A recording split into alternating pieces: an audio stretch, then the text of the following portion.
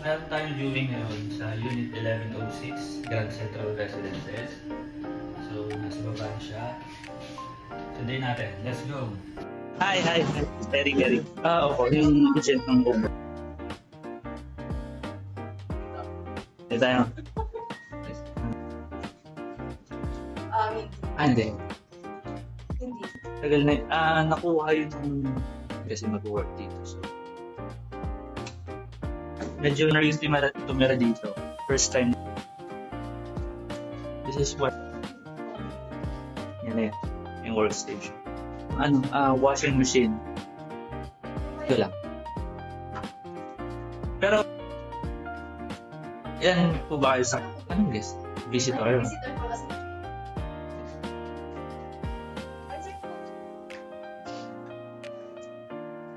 Umaga lang. Yung sa Korea, yung tubig naman binabayaran sa admin every month.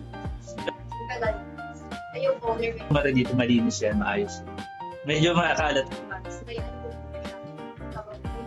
Kasi, tapos wala na yun lang. Ayun lang, tap niya na dito sa unit. So,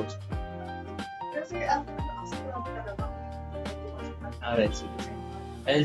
As ko sa owner, naalagaan talaga. Working naman. The aircon, lahat ng appliances. Yung iba, ang nilalagay nila kapag may lilipat bago may stay.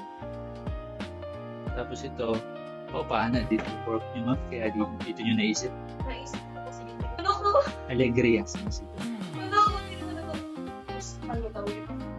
Lumipat pa dito. Careful ako talaga sa Pero kung sakali, this is 18K kasama na sa station. Sa akin, sa unit ko, nasa 1,300. Talaga? Oo. Ano surfing doon? Yeah. Ayun, namang skate. Ilaw. Mhm. Hindi naman po kasi Mhm. so anytime pwede ko dapat na siya. Sure. Ipakita ko sa iyo yung amenities. Pool.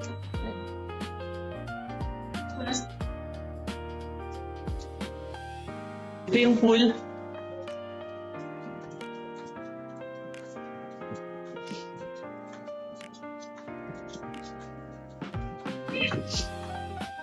Ito. Maliit lang, pero pwede na. Hindi naman lagi. Kasi yung mostly na nakatira dito, mga busy, mga working people. Pero every Monday, sarado ito kasi linis, tsaka yung gym. Open ito ng 6 a.m. to 10 p.m. So yung view. Rizal area, Laguna. Ang request niya ay mag-provide ng washing machine.